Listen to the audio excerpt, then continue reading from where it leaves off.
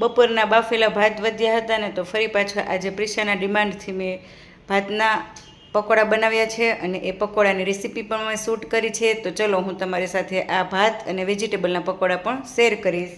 તો સૌપ્રથમ તો મેં અહીં બાફેલા ભાત જે વધ્યા હતા એ લઈ લીધા છે અને એનું મિક્સર તૈયાર કરું ને પકોડાનું એ પહેલાં ચટણી કરી લઉં, કેમ કે ચટણી પણ અહીં આ પકોડા સાથે ખૂબ જ જરૂરી છે. તો સિંગના દાણા લઈ લીધા છે કાચા, તીખા લીલા મરચાં લઈ લીધા છે અને મરચાંના આ વચ્ચેથી બીનો ભાગ છે ને એ હું નીકાળી દઈશ, કેમ કે મરચાં તીખા હતા. તો આ રીતે મેં બધા મરચાં કટ કરી લીધા છે, 3-4 જે લીધા હતા એ. અને ત્યારબાદ ખૂબ સારી માત્રામાં લીલા ધાણાભાજી એડ કરીશ.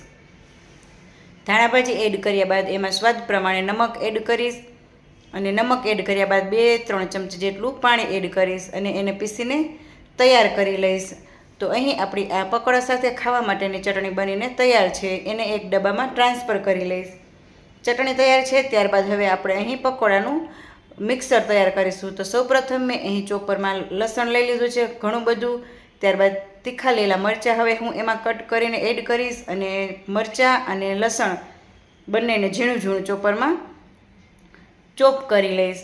હવે તો અહીં આ આપણું સરસ લસણ અને મરચું ચોપ થઈ ગયું છે સરસ આ રીતે. એને હવે હું બાફેલા જે ભાત છે ને એમાં એડ કરી દઈશ અને ત્યારબાદ એમાં પણ હું ઘણા બધા લીલા ધાણાભાજી સુધારીને એડ કરીશ. હવે ધાણાભાજી એડ કર્યા બાદ એમાં હું કટ કરેલું કોબી, કટ કરેલા કાંદા અને આદું છીણીને એડ કરીશ. આદું પણ મેં અહીં એક મોટો ટુકડો લીધો હતો અને એને આ રીતે છીણી લીધું છે અને કાંદા અને ત્યારબાદ કોબી ઝીણું એકદમ સરસ ઝીણું આ રીતે ચોપ કરીને લીધું છે. અહીં તમે આ સિવાયના વેજીટેબલ પણ લઈ શકો છો, જેમ કે કેપ્સિકમ છે, ગાજર છે, બધું જ સરસ લાગે છે. હવે ત્યારબાદ હું એમાં અડધો કપ જેટલો ચણાનો લોટ લઈશ ઝીણો અને સ્વાદ પ્રમાણે નમક એડ કરીશ, થોડી હિંગ અને 1 ચમચી જેટલું ધાણા જીરું પાવડર એડ કરીશ. હવે આ બધું એડ કર્યા બાદ એને આપણે મિક્સ કરી લેશું.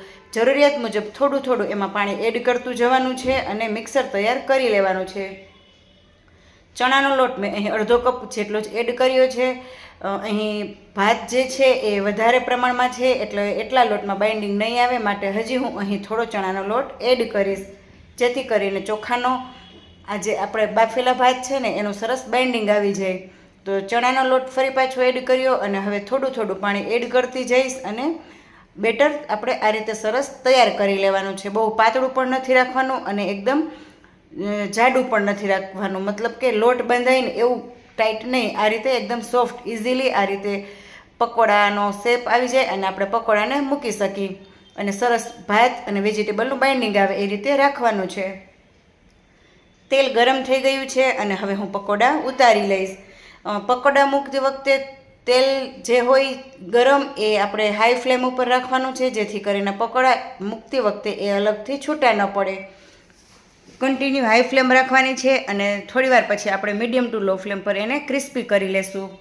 તો અહીં મારો આ પકોડાનો એક ઘણો તળાઈને તૈયાર થઈ ગયો છે અને પ્રિશા ક્યારની જમવા માટે ઉતાવળી થતી હતી એટલે હવે હું આ જે એક પકોડાની ડીશ તૈયાર થઈ છે તળાઈને એને જમવા માટે આપી દઈશ.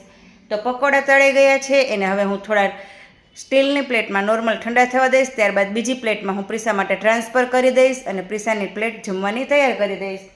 તો અહીં મેં પકોડા સાથે ગ્રીન ચટણી લીધી છે, ઉપરથી થોડો કેચઅપ એડ કરીશ અને જમવા માટેની પ્લેટ પ્રિશાની તૈયાર કરી દઈશ. એટલે પ્રિશાની પ્લેટ તૈયાર કરતી હતી ત્યાં મમ્મી મને કહે કે તું એને જમવાની પ્લેટ તૈયાર કરી દઈશ ને ત્યાં સુધીમાં હું અહીંયા બાકીના જે બીજા પકોડા છે એ થોડા ઘણા તળતી થાવ ત્યાં સુધીમાં તું પ્રિશાને ડીશ તૈયાર કરીને આપી દે. જુઓ છે ને કેવા મસ્ત પકોડા એકદમ સરસ અંદરથી દેખાય છે. તો અહીં આપણા પકોડા તૈયાર છે અને હવે ચલો હું આ પકોડાને પહેલાં જ તો પ્રિશાને ટેસ્ટ કરાવું, કેમ કે ક્યારની એ જમવા માટે ઉતાવળી થતી હતી અને આ પકોડા પ્રિશાના ફેવરિટ છે. જોઈએ તેને પણ કેવા લાગે છે. પ્રિશા કહેતી હતી કે મમ્મા મસ્ત એકદમ સરસ ક્રિસ્પી અને ટેસ્ટી છે. અને અહીં આ સાઈડ મારા મમ્મી બીજા પકોડા તળી રહ્યા છે. Thank you for watching and ફરી મળીશું બીજા વિડીયો સાથે. બાય.